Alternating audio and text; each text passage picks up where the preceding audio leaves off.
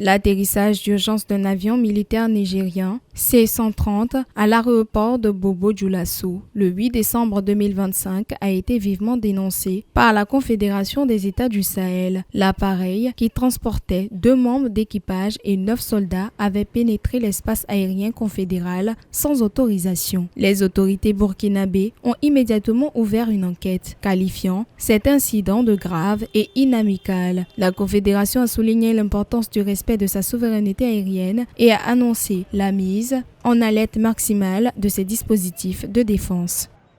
Face à cet acte inamical, mené au mépris du droit international et des règles internationales d'aviation civile et ou militaire, les dispositions sont prises pour garantir la sécurité de l'espace aérien confédéral, la souveraineté et l'intégrité territoriale de ses États membres, ainsi que la sécurité des populations de la Confédération AES.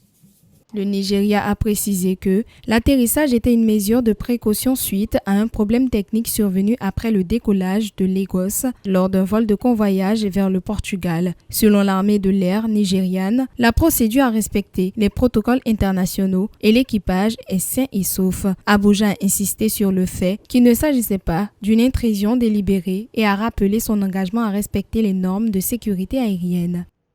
À cet égard, et sur instruction des chefs d'État, les défenses aériennes et anti-aériennes de l'espace confédéral mises en alerte maximale, conformément à la déclaration du Collège des chefs d'État en date du 22 décembre 2024, ont été autorisées à neutraliser tout aéronef qui violerait l'espace confédéral.